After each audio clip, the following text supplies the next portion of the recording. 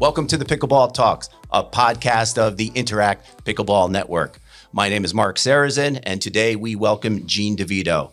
Gene is the director and GM of Diadem Pickleball Complex. It was voted #1 pickleball venue in the United States in 2025. Welcome, Gene. Thank you, Mark. Thank you for having me. It's great to have you here. I couldn't be any more excited.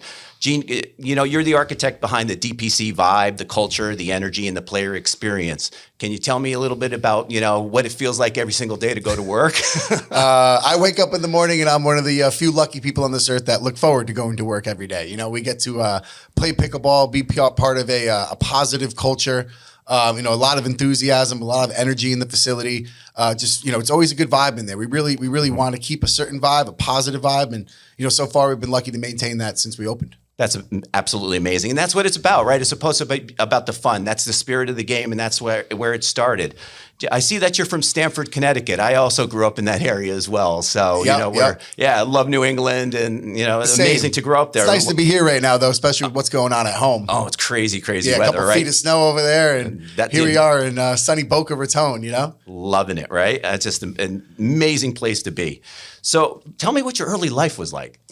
Growing up in Stamford, life was pretty good. I came from a good family, good parents, grandparents, cousins, so on. Stamford is a very community-driven town. So Sure. You kind of had a lot of friends, went to the same high schools. I played a lot of sports. I was always into sports. I actually played 5 sports in high school alone. I was captain of 3 of them. I just really developed relationships, friendships through sports. I enjoyed it all. And that led me into, college, played a little bit of college sports as well. And, I found coaching when I was 15 years old. Right. I was introduced to it. My father was always my coach. And then my stepfather after was a tennis coach. He brought me in. I started with a program of, 3-year-olds, 4-year-olds, 5-year-olds. That's kind of how it starts for everybody. And then over time, 17 years later, I grew it into a big program out in Connecticut at the Italian Center in Stamford. Had adults, kids, the whole nine. And, even along the way, I actually was a school teacher for 9 years. I did 8 years at a high school and 1 year at a middle school. So, coaching was always something that just I've always enjoyed and always kind of came natural to me. It sounds like you love people just like I do. And yes. And that's the main thing. It has to come from the heart. It just, it's something that's in our DNA. Yeah, right? You can't fake that either. They know. People know if you actually care about them or if you just... Are we allowed to swear in this podcast? No, okay. We're totally PG-13. That's what the whole thing.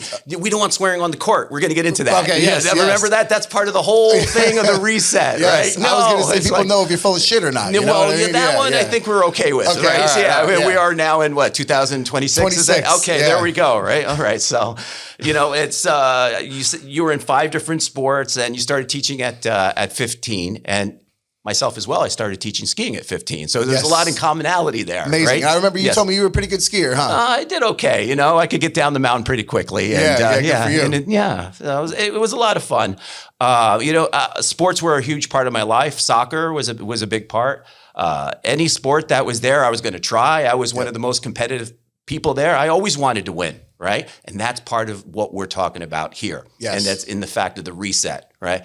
Everything was a competition for me. But then I started to realize that the point is never more important than the person. And I think that that's what, and from what I have seen, across the country, there's great things going on. But then there's the other side of the story, right? Yep. The stuff that in my travels, I've seen, people cheating, right? Just straight up cheating. The ball, no, that was 6 inches in, not 6 inches out, or vice versa, or whatever it is, right? And you're like, wow. And I've been in places, that I see people bring a double set of paddles, and I've seen that move, and people cursing just to in front of skip kids. the paddle rack stack, right? Exactly. If you don't bringing a double set of paddles would be if you go to an open play and you put your paddle on court 6, and then you put your other paddle on court 8, and whichever one opens up first, that's the one I'm going to go to. It's frowned upon, but a lot of people do that. Gene, I've seen it even more devious than that. They don't even they put it right behind the other stack. Yeah, you gotta give credit, though. It takes skill to be able to do that. They're really, really shifty and good and adept at it, right? But who are they fooling? Only themselves. Who are they cheating, right?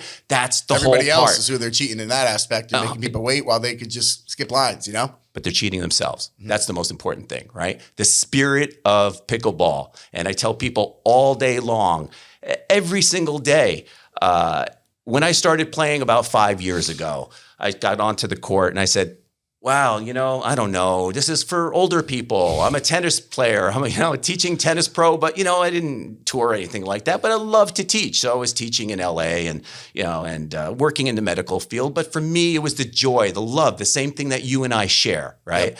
And then I started playing, in my, I'm not going to name the specific courts, okay? But then I started getting there 7 a.m, and everybody wants to play the U.S. Open, and they want to play Wimbledon, and then like, look, I just want to have fun. I get into the parking lot, I'm putting on my shoes, and I'm feeling pretty good. I'm still half asleep, right? Drinking my coffee, getting my, haven't even warmed the body up yet, No, right? not at all, right? I mean, the adrenals are not even flowing yet, right? So it's like, yeah, let's go. And, the thing is that here I am looking forward to having a good time, and all of a sudden, my partner's arguing with me and saying it's out. I'm like, no, it's in. And so here I'm arguing with my partner. And all of a sudden we have these other guys who are, or other people who are saying, hey, no, this or that. And I'm leaving and I'm getting into my car. Ultimately, that's the point of the story. And I'm not feeling good. And I'm like, why am I doing this? So after a couple months of that, I started playing at a different place. Another place was less aggressive, less, more of, players who were having more fun at the sport and less, they were still competitive, but they weren't taking it as seriously. So I stopped playing over there. And then a centennial moment happened in my life where I was injured, and I, for a while I couldn't play, but that I got back into the court, right? And then I said, wow, this game's amazing. And I started to look at it, and I look at all the life metaphors. Why does it start at 0-0-2, right? Why does this happen? Why does that happen? Every time you start up to the line, it's a reset. I started thinking, wow, you can reset yourself. And I look at human behavior and I said, this has got to change, and what can we do? So I think you see some of those things. I'd love to hear some of the stories of how you've seen people come and how it's affected their lives, and some of the positive stories. Now that we talk about a few of the little negative. That's my favorite part is the positive stories of it all, because that's what it's supposed to be. 100%. But we got to look at the negative to reset, to go to the positive sometime, right? And that's what this whole podcast that we're doing about is today. And also too, with the reset, it's actually the irony in, the word that we're going with. It's one of the most important shots in pickleball is the reset. Right. When you're in trouble and somebody's, hammering away with the forehand, this and that, you have to be able to reset the point to get back in it again, right? So doesn't that even fall further into the whole mantra of the reset, right? It's great. So, but it's hard to master, especially if you're already built a certain kind of way where somebody's attacking and you only attack back. You have to be able to reset, get back in the point, and then go from there. 100%. And once a part of that is the breath work that we're going to get into within that, right? We're going to take it next level, and that's part of what Relaxing I talked about. Your body and bring it, That's what we're trying to give everyone the tools, right? Of that reset in that moment, right? Because it's always about the moment, that moment in time, right? And that's what we discussed, whether it's the breath work, the footwork, the triplanar motion, the next level stuff that we're going to get into eventually, but the stuff that you do every day, subtly, teaching people that reset. That's the real important part, right? Yep. So, positive stories just to start, Mark. It's, I've had the privilege of being able to coach a 2-year-old and a 96-year-old. The 96-year-old was actually within this year pickleball. So that just shows you the range that you can actually do in this game or sport, however you want to refer to it as. And I've just seen more, lives changed and people impacted through this game than any other game out there. It has the ability to draw in all different types of people. Athletic, not athletic, male, female, 96 years old, 4 years old, it doesn't matter. And that's what makes this sport great, is it's for everybody and anybody, right? And where it starts to go south is when people forget that you may be across the net from somebody who has never played a competitive game in their entire life, and they're just there to hit a ball hard and have a smile, right? And then you have this other person who thinks it's the Olympics, like you brought up at the park. And I think it started the right way. And then it was great for the sport and bad for the sport when it started to become much more competitive and being more recognized by other people as a sport. Because in my opinion, it is a game. If you're playing at the Annalie Waters level and the Ben Johns level, then it becomes a sport. But for people like me or the people who I coach and all that, it's just a game, And this game was meant to bring people together, develop relationships with new people, give you a place to go in the morning, as opposed to, there's a lot of things that you could do if you, don't have a job, or your kids are at school and you're trying to pass some time. There's a couple of different routes that you can go at that time, and choosing to play pickleball and join a community and get in shape and have some smiles and some fun. Now that's, in my opinion, the best option you could have. And it doesn't hurt that, you have a place like my facility to come into, where if you're a beginner, advanced player, intermediate player, you're welcome. And you know you're going to come in with a smile and leave with a smile. It's actually on our door when you enter the facility.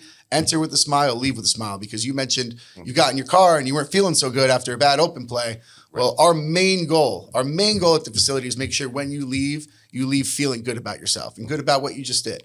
And, if we don't achieve that goal, I take that personally, because, as the guy who provides that experience, it matters to me that people come in and they feel a little bit better than when they leave, they feel a little bit better than when they came in. Gene, I've been to a lot of facilities across the country and across the state of Florida, and everyone's got its own, unique characteristics and personality. But I felt good when I came into your place, because exactly what you just said. You see the boards that say that about the positivity. As soon as you walk in, you see what you've crafted. Your vision is absolutely the moment you come in there, you feel it and you see it and you feel welcome. Now, some of the stories that I hear from friends across the board, or I'll be in a restaurant and they'll know that I'm starting to do a podcast, or they know that I play, and I'm always talking to everybody, right? And everybody plays around here too, which is do. A great thing. Yeah. Yeah. Well, with love in Florida, right? Yep. And but I've played in North Carolina, I've played across the country, I've played on the other side, the west coast of Florida, and all over.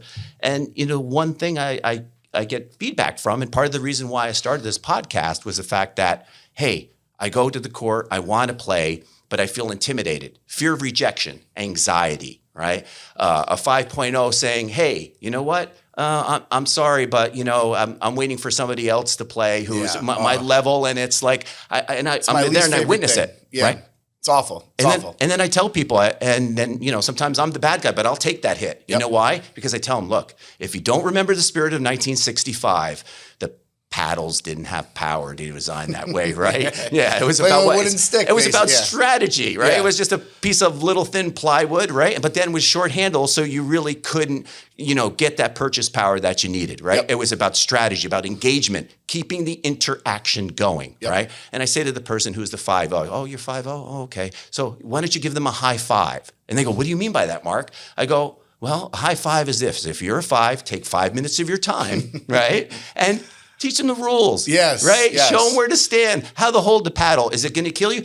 Does it really matter that you win 11 matches in a row? Because nobody's going to remember tomorrow and nobody's going to really care. No, right? no. It's how you treat the person. Right? 1000%. It's not that point. And that's what I found in facility. And that's why I said, immediately you and I just bonded and we started this conversation. We said, you know what? We got to spread the word. We got to do the reset, and we got to really get it out there across the country, to every facility, to every park, and for people to realize when you go there, reset yourself. It's like when you raise your head off your pillow in the morning, right? That is a reset. Mm-hmm. You rise and you shine. You take your first breath, right? It's just like when we came into this world, right? It's the same thing. Every time you step to that service line, you reset. That's Start it. over. Yep. And 2 pieces of advice for the 5-0s at the park that don't want to play with the beginner players. I'll give you 2 things to remember. Number 1, you get better, in my opinion, playing against beginner players, because you have no idea what that beginner player across the net is going to do from you. They might dink it, they might smack it at you, they might speed it. It keeps you on your guard at all times. So if you're a higher level player, just practice something against a beginner that, okay, I'm going to reset every shot they hit at me. I know they're just going to smack it at me. Let me work on my resets, right? No pun intended there. Or just think about paying it forward. I mean, you got to that 5-0 level. You didn't wake up and become a 5-0. You had to be taught by somebody who got you there. Just look at it like you're paying it forward. And as you said, Mark, very well put. Show them how to hold the paddle correctly. Tell them they need to protect themselves. Show them how they could do something new that they don't already know. There's nothing wrong with playing that one game, making that person better, and I guarantee making their day, because they'll go home and they say, oh, I played with this guy today. He was really good. He told me this and that. I mean, that's what it's all about, right?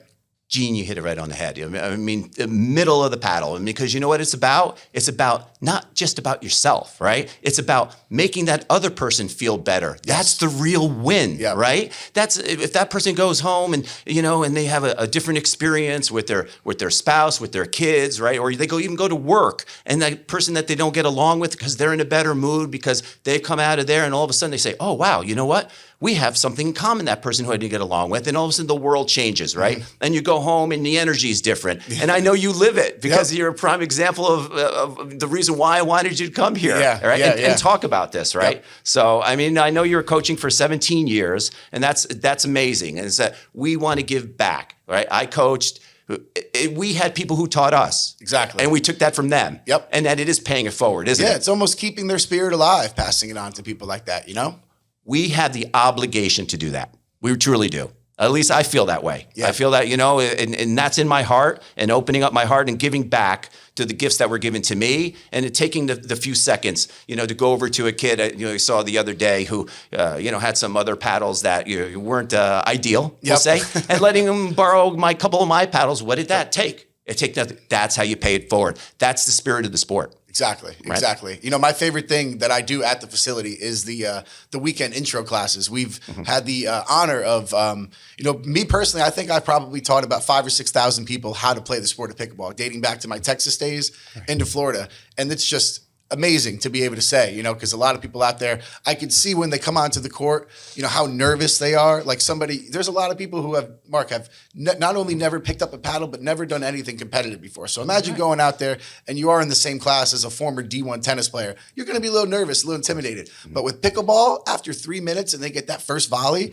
oh my gosh, their eyes light up, and you could see right then and there, like they just reach a sense of euphoria of like, oh, okay, I could do this. It's not that hard, And like for me, that's the most satisfying feeling, because when you see that person come back for their next class or their court reservation, I know in my heart of hearts that now that they're on a path to a new community or a new, fitness outlet or just a new, hobby, if nothing else. And all three are positive. 100%. And the thing is that, look, we look at where our society is right now, divided, right? What does pickleball do? Unite. Complete strangers coming together, right? Yep. Just saying, hey, you know what? Let's have a little bit of fun at this, right? And then within that, I have so many people who are saying, I was lonely, right? And pickleball unified it, is a unifier. I didn't have any friends. I've made so many friends. Now we go out for coffee. We do that. That's what the sport is about, exactly. right? Just some of our ladies at the facility, actually, we run pretty good leagues at our complex. And a lot of the people have been doing it for going on 2 years now. They become best friends. They do a monthly happy hour together, these ladies, about 30 of them. They go out, just them. They have a great time. And, it's really awesome to see. And that wouldn't have happened without pickleball. And there's I can't think of another sport. I mean, you and I have played a lot. Right. There's no other sport that will ignite such a diverse group of people. Right.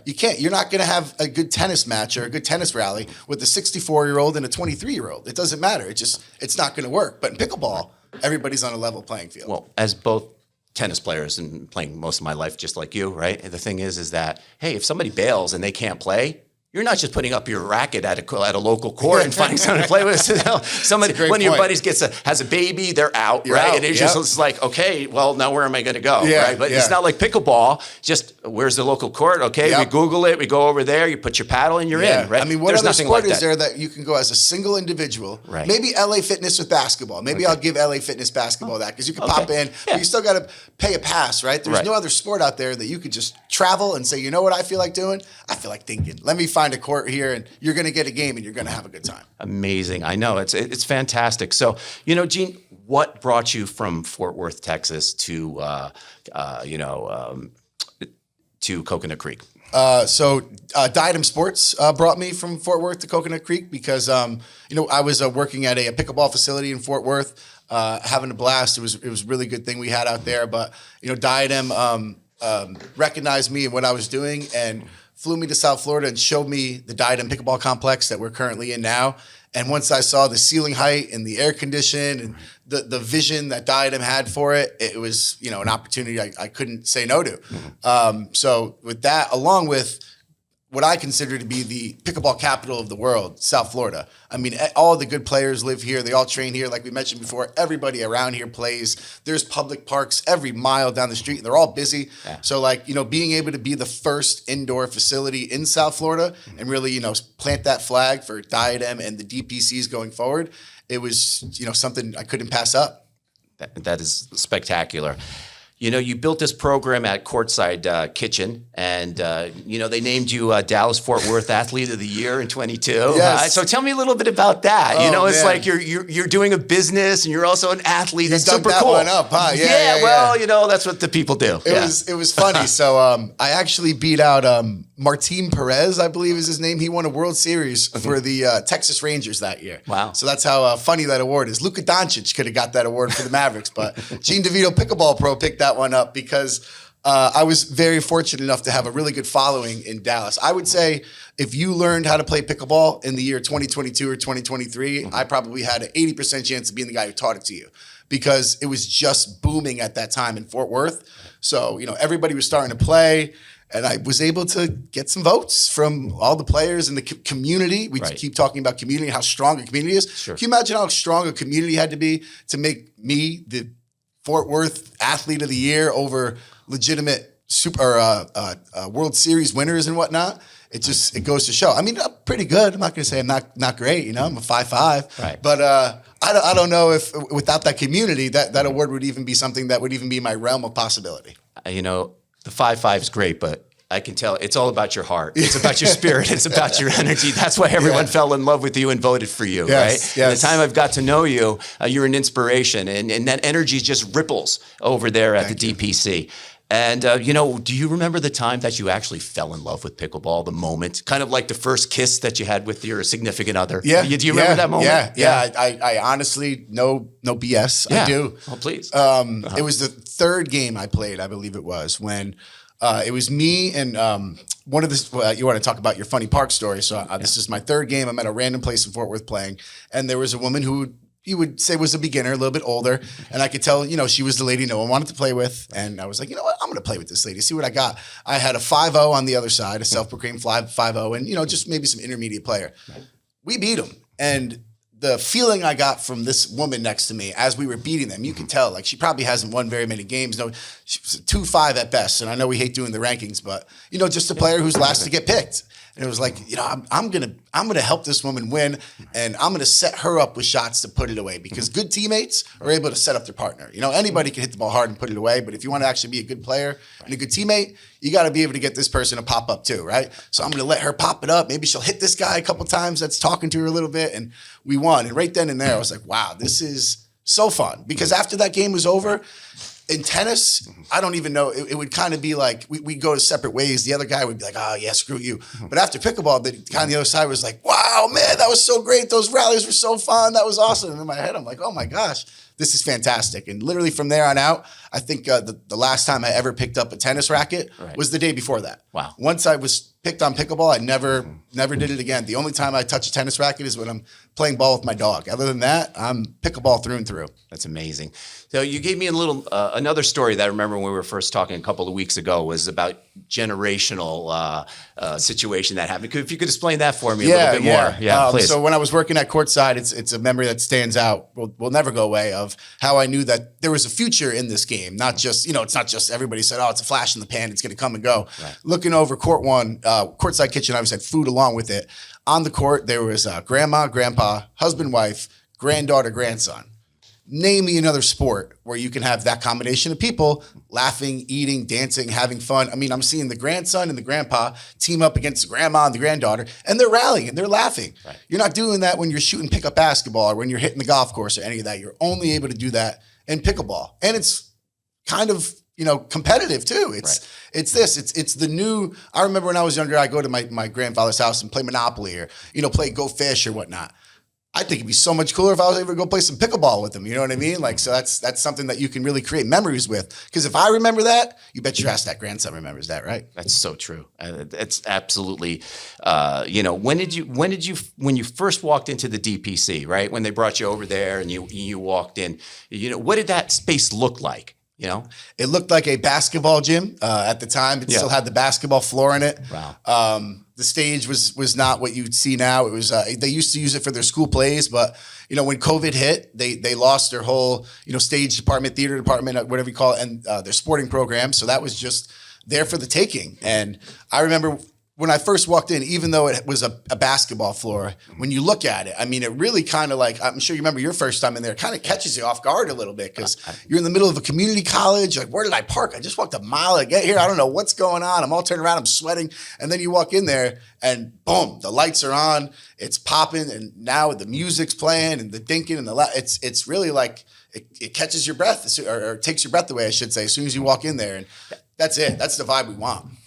that is completely the scenario that happened to me, and I live in the county, but I haven't been up to the western part, especially to a community college. Why am I going to go to community college for no? Yeah. So I hear about this super, super cool place. You got to check it out. Driving up, and then you see, all right, well, there's the the main entrance to the school, and you come around. There's some tennis courts off to the side. Do I you're take like, a right? Wait, Do I take a left? And you're like, okay, over here, right? And it's like, okay, and then you go down this hallway, and you come around, and and then it's like that unexpected, overwhelming sense of like when I went to Venice or to Zermatt, and it's like you're going here, you're going there, you don't see it, and then all of a sudden, bam, it's just like and you're overwhelmed. That's the experience that you have there, and then you come in and you have such a welcoming staff. I mean, you really feel very lucky with who like we you're have. going to your local, home, a neighborhood restaurant. That's what you feel like. You walk in or you come right in, you just instantly feel welcomed. Yes. And that's the vibe there. It's amazing. And I appreciate you saying that because that's something that we really do pride ourselves on. And that's always been, what I've tried to hammer home and the staff has really just run with is, it's family. My son and daughter and my wife were there with me today. They hang out there all the time. Like we want to create a family welcoming environment. We don't want anybody to walk in and feel like, oh, there's too many good players here. Or, oh, this is too serious for me because it's not. I mean, we've had one of my favorite days at the DPC. We've had a couple good days, but one day that'll always stand out was court 2. We had 4 of the top 10 players in the world had a court and they were playing. Wow. Right next to them was just your average Joe court reservation on court 1. Court 3, once again, average Joe reservation. Behind them, we had 2 private lessons going on, beginner private lesson, intermediate private lesson. And then in the back 4 behind them, we had 4 courts of open play. So I don't think there's any other facility in the world where you could walk into and there's like 6 different things going on. Beginner, intermediate, advanced, top 5 players, out there playing around. And then, the music going, the whole 9. It's truly a one of a kind place. And that comes from, within. I think the staff does a great job of hammering home the core values of what pickleball is and what we want the DPC to be. It's incredible that my next question is, when was the moment in the DPC that you realized it could become the number 1 venue in America, and then you just answered it, right? Yeah. That's it. Yeah. That was that moment in time, right? That was just you looked out, and it's like, wow. Yeah. It's just it's like an engine that all cylinders are hitting, and your vision, right? Yep, is now here. And that's a core memory. That one will stay there for a while. I remember texting, Mike and Evan, the 2 founders of Diadem, in that moment saying, guys, we got something here. Like this is incredible. I mean, we had a couple Saturdays ago recently, I've always had a personal goal to do, I wanted to do 4 courts, 24 people, 1 cardio clinic, right? With 4 pros feeding. We have a great cardio clinic. It's actually a game I invented. I stole it from a point play game in tennis. I tweaked it toward pickleball and made it its own special style. And it's great. People love it. It's just like one nonstop point, great cardio the whole night. But anyway, I got 24 people on 4 courts back there. So we took up all back 4 courts. Again, we had a PPA pro, Juan Benitez, giving a lesson on court 4, a PPA pro, Nicole Kennard, giving a lesson on court 3, and then, on court 5. And then on the front 3 courts, standard reservation. So it's just cardio madness in the back, PPA level coaching in the middle, and then your average people playing in the front. And it's being able to provide so many different things in such a small space it's important, because it allows you to not just have that community of all the same level or all the same this. It allows you to build a community of a wide variety of players, which is great. And all those players call it your home, which is even better, That's exactly the vibe that I got when I walked in there. I saw the diversity. I saw that this is exactly what it's supposed to be. As I go to all these other places, and there's a tremendous amount of super cool places out there, right, that are still trying to get there. Yep. And it definitely is a special place. And I really enjoyed, playing there and look forward to playing there, many, many times in the future. So in looking at it, what do you think, is the number 1 thing that you would say is unique to your facility than any other facility? I know you've kind of gone over that, but there'd be a couple of different answers. I think the number 1 thing that stands out for us are our leagues and the way that they're run and structured. And, given with the theme of what we're talking about, the reset, it's when our leagues, we don't have a winner. We have a court 1 and we have a court 9, but there's no winner named. And everybody knows when they sign up for a league at the DPC, they receive an email and it highlights how they've signed up for something that's going to be competitive and fun. If you're looking for a trophy or a medal or any of that stuff, you're at the wrong league. You're going to show up. You're going to get great games. You're going to get at-level games. You're going to get plenty of games. You're going to sweat. You're going to smile. You're going to leave happy.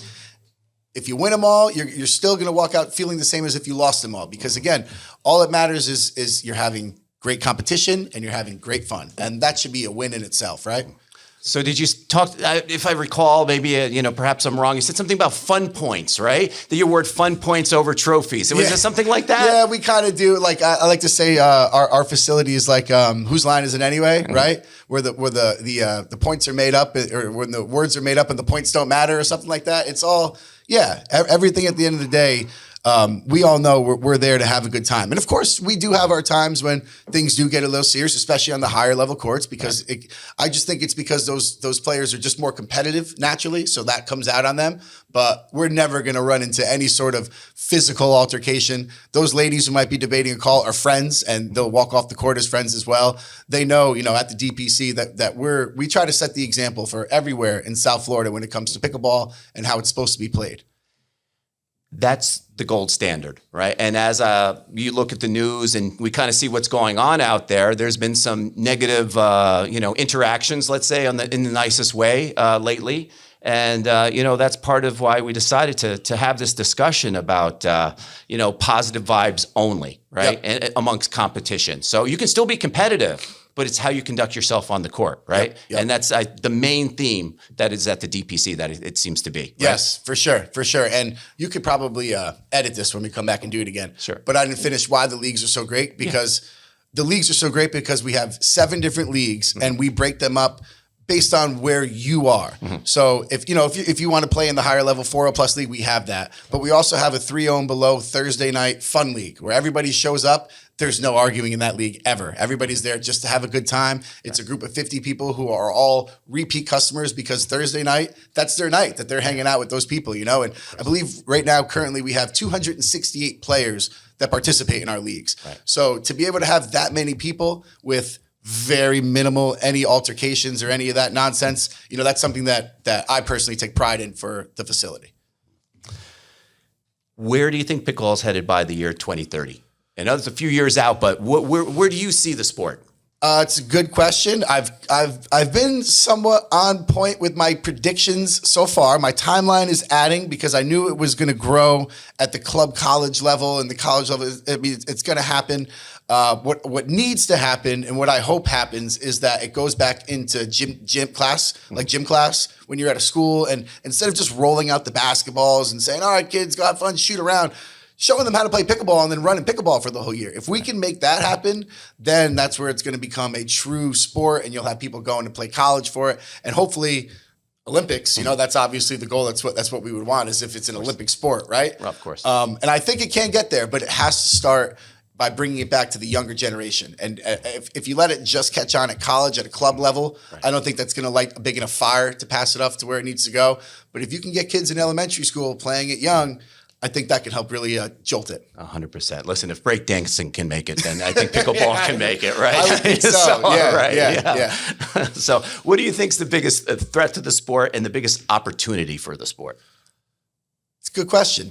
I think the biggest threat to the sport is what we're here talking about today, because as it grows in competitive nature and professional level, and it becomes more of a social status of what your duper is or your rating is, that's going to hurt the sport, because that's going to take it away from what it was made for, and that's everybody getting together, having a fun social time. Once we start to get cliquey with it, obviously in your small areas, there's going to be clicks, but if it starts getting cliquey all over the world where 5-0s only play with 5-0s and they don't help anything, you're not going to evolve the sport. Right. And the sport's not going to continue to grow if we don't help evolve it, right? If we just shut it down there. So that will kill it. And what has, the second question was? What's the biggest opportunity you see for the sport? Biggest opportunity, I think, is what I touched on with bringing it back to the schools, because I think the more people you get into it, like we used to run it for kids when you remember when Quick Start happened, when you started to teach kids on those red balls when they were like 4, 5, 6 years old. That's when tennis spiked because they were able to have these 5-year-olds having good rallies and they loved it and they wanted to play more tennis and this, that. But when you have a 5-year-old on a full tennis court with that bouncy ball, it just bounces over their head. They don't get hooked, you know? So like if we can get the younger generation hooked on how fun this is, that's when they'll have no choice but to, you know, push it to the next level. So hopefully that somebody out there that could call the shots is listening. Bring it back to the gym classes because it used to be in there, and you'll see this thing grow. No, 100%. And that was part of what was, the separation that I talked about. My generation growing up, we had the interaction where we had the square dance, when we had the other things, and you had to play, either the xylophone or you had to play the harpsichord or whatever it was, and we're all struggling. What's the harpsichord sound like? What is that? I don't know. It's a crazy instrument, right? Yeah. But the point being is, it's the same thing where we had to do those activities together, right? In gym class, climb the rope, whatever it was. Yeah. That kind of fell off, right? Yeah. And that's what you're talking about, bringing that energy back, and that's what's going to bring us back, and the cohesiveness that, we have two generations, right? Like I said, I'm a little older than you, and maybe your generation, a generation below it, right? What'd you grow up with? You grew up with the iPhone and the iPad. So as soon as you were old enough, you weren't holding a paddle. You weren't going out and throwing a football, right? No. You were, but a lot of people weren't. They were, first of all, they were getting the text. They were getting the, what we call the dopamine killer, but a different type of adrenaline fix, right? What are we looking? The colors of the phone, the scrolling, the what have you. That's what got hooked. It wasn't going outside and playing a pickup game of basketball or hitting the ball around or throwing the ball. So yeah, that's really important that we start to get back to that. And pickleball, one thing that I'm seeing as I go out there, even more and more, and I'd have to say in the last 6 months to a year, I'm seeing families play more and more. Have you picked up on that? Oh yeah, big time. Amazing. I saw a lot in Texas, but I see a lot in Florida, and I love it because it's great. And it's great. It's great bonding is really what it is. So I mean, that's what makes the sport great is fun, and everybody should have fun doing it. Tennis, people get too serious. Golf, it could get a little serious. Pickleball is where you really are just there for a good time. What you're saying, the point is never more important than the person, right? I mean, that's nail on the head right there. So it's think about it, if you bring it back to schools, now you're creating bonding amongst the students. You know what I mean? You're driving friendships. Look at what it's doing in prisons. Yeah. Have you seen any of that in the news? People are playing pickleball in prisons, and it's actually bringing the inmates closer together and the opposing gangs closer together. There's articles all over about it. It's because it's a fun, euphoric sport. And, once you share that moment with somebody, you kind of feel, hey, there's Mark. Yeah, we had that great dink rally yesterday. What's up, Mark? You want to sit next to me today? Yeah. It's that synaptic energy, right? So it happens in our brain individually. Now it's happening collectively. Yep. That's what's exciting, right? Mm-hmm. It's that once you catch that pickleball fever, right? You get fired up in it and you just want to do that. But it's about, once again, creating the friendship, creating that intimacy, right? And letting our guard down and be able to say, hey, you know what? You're a stranger. Somewhere we have a common bond. Let's try and figure that out. Yep. That's the real point of the sport. Right? That's where we have to get back and we have to say, hey, look, you know what? It's not important, about winning. The real win is the win of me getting to know you and you getting to know me and everybody on the court and walking out and going, man, that was fun. Let's do that again sometime. Oh my God, I had a great time. Yeah. How amazing is that, right? Yep. And that goes to the rest of society, right? Yep. So and think about too the rewarding of you have a great time with 3 other people for 15 minutes. And then guess what? You can do 10 minutes later. Go have a great time with 3 new people and then 3 new people. Right. You could just, at an open play, go to any park. You could play with 30 different people in a 2-hour span and literally make 30 different relationships right there. No other sport out there that could do that. What has this entire journey taught you about yourself? That I'm right where I'm supposed to be. There were too many things that happened that I feel like divine intervention, and this is where I'm supposed to be. That's an amazingly evolved answer, and that's representative of why your facility stands out, right? You are the ultimate barometer of that, and it ripples through there. And I really just wanted to say, we hope what we say in 10 years. What do you hope that people say about Gene DeVito? The best asshole I've ever known. No, just kidding. I hope that they say, I remember some good times that I had with Gene out there on the court, or just not even on the court, off the court. Because I just want to, my whole thing, like we talked about once upon a time, is, I get currency in smiles. Like I really, just something that really makes me feel good about making other people feel good. It's always been, what's going on. So I hope that 10 years from now, people remember the way I made them feel. And I use the asshole thing because my players know, I was talking directly to my players, that I like to bust chops on the court. I like to make a couple of jokes on them. They're like, oh man, so it's funny. It's I'm always the big brother that they never had. Well, that's what it's supposed to be, right? We're supposed to just be ourselves, Yes. not be guarded, open up our hearts, right? That's what this is about. Have that time that you're getting away from all those other stresses in life, right? Where you recalibrate, where you get to enjoy and say, hey, I'm just me, you're just you, and accept us for who we are, Exactly. right? That's what it's about, Yep, right? yep. And that's that moment where, and then I go, wow, I just had so many great positive interactions with these folks. And we've all created that collective group energy that just ripples through it in a positive way, Yep. right? Your message to every new player stepping on the court for the first time is? Don't give up on the first try. The scoring can be frustrating. I always say that if you do it 5 times, you're good. So what we do at our facility is if you come take an intro, after your intro's over, I tell you, hey, if you're confused right now because you still don't understand, what is this kitchen? Why can't I go in? I can only go in if it bounces. Oh, I got to bounce twice and forget the scoring. I know that could be a headache in itself. Sure. Come back again next week for free. We don't even charge you. Come back. Let us try 2 times to teach you how to play. And then from there, I would say go hit a park for a couple times, but don't give up because, you can't keep score. And more importantly, if you run into somebody who may be giving you the treatment that we talked about before, right. There's 10 other people out there that'll treat you the right way. So if you have a bad experience, trust me, in this sport, you're going to come across 10 times more people who mean well than that one jerk who, probably was a tennis player who couldn't cut it and now just wants to pick on people on the pickleball court. I couldn't agree more. And you know what? We're going to craft a program, right, that does that. And where you come into a facility, whether it's going to be a private facility or if it's going to be a park, right? And we're going to create the reset. And the reset is reminding you that this sport started because somebody just wanted to have their kids around, right? And then the neighbors wanted that. And it grew, right? And it was about family. It was about community. It was about sportsmanship, right? And we got to get the sport back to that. Right? Is that what we're going to do? That's what we want to do. That's what we hope to do. And I know that I could speak for the DPC. That's definitely what we're going to continue to do. Well, let's keep researching it. Let's keep refining what we've come up with so far and get it out there. And you want me to read the accountability pledge here? I think we should, right? Let's talk about that. Yeah. So, Mark came up with something that I think is great here. A little bit of an accountability pledge. For those that don't know, lately in Florida, there's been a couple altercations, verbal and unfortunately physical.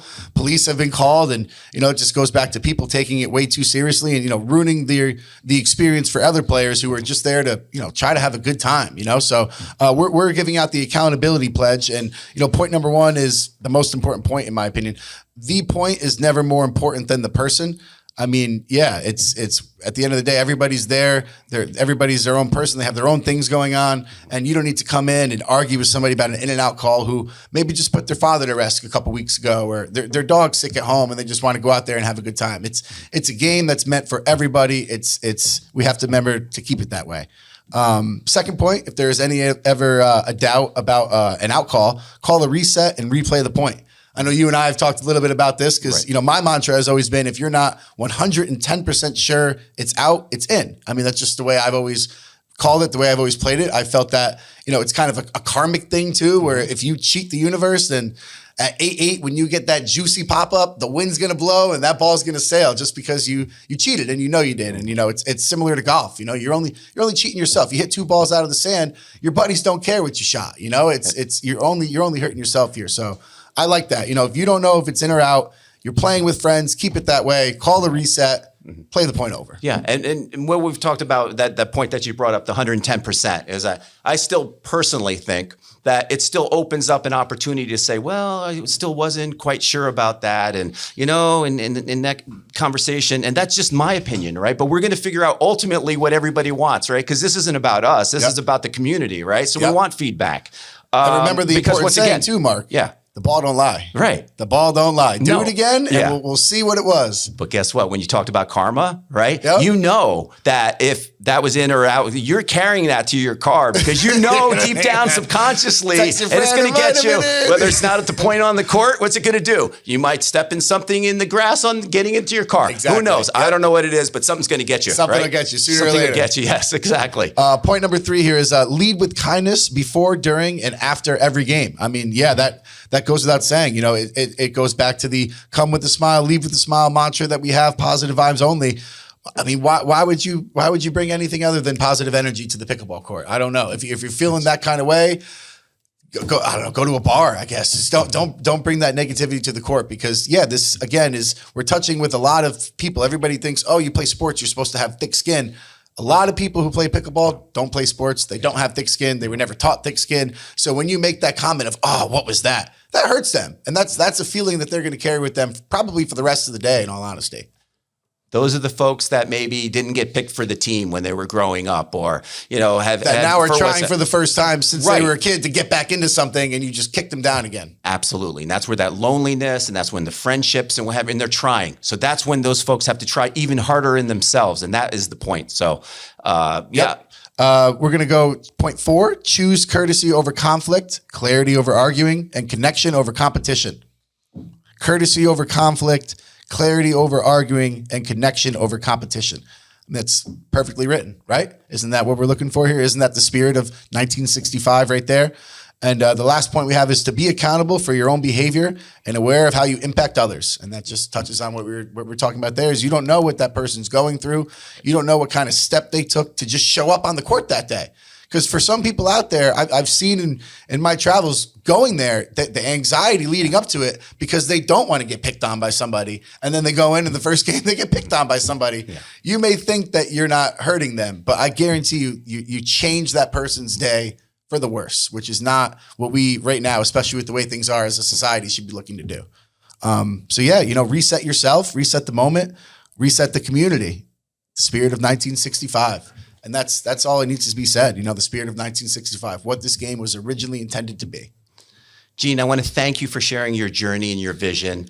Your leadership is not just shaping the DPC, but the culture of pickleball nationwide. So are you doing any podcasts yourself and any other things that we can look for? You're writing a book or what are you doing out there? Something else. I want more, Gene. What am I doing more, out there? Gene. I'm just trying my best to make other people have a great day and, feel better leaving than they walked into my facility. And thankfully, we're blessed enough to continue to grow in Florida. We have a new facility opening that will just open in Jensen Beach. We have one going to Emerald Beach soon. We have one going to Miami soon. And very soon, I'll be running the facility in Wellington, which is, just about 25 minutes up the road. So thankfully, we're able to expand and, hopefully continue to help give people knowledge on the spirit of 1965 and continue to build the DPC positive vibes only mantra all over South Florida and hopefully one day a little bit more across the country. Well, I personally want to thank you for not only coming here, but setting the gold standard, creating a template, and all these new facilities that are opening up are still going to be the spirit of the one that's here in Coconut Creek. So go check them all out and look for us on all major podcasts. You'll see us on YouTube and all other networks that are out there as well. So, and Gene, thank you for having me. I'm honored to be here today. I know, this is one of your earlier podcasts, so it's a great privilege to be here, kicking off this journey with you. And I wish you nothing but luck. I appreciate that. This is you are my first guest, Gene. So thank you so much. I'm honored. As I get the little jitters out and start to get the flow. So, and just kind of hit the forehands and backhands properly. That's it, baby. Just keep the paddle in front of you. Keep it up and you're good. Thank you so much. All right. Thanks. We look forward to the reset. Join us. We're going to be out there. We look forward to seeing you. Yep. Everyone is welcome. Yes, for sure. Everybody all over the globe is welcome. Doesn't have to be at the DPC, but people, if you play pickleball, just remember how you felt when you first played pickleball. And I know it was a good feeling. Pass that on to other people too. Welcome to the Pickleball Talks. We look forward to you sharing your stories in the future. Thank you. My name is Mark Sarazin. Good night.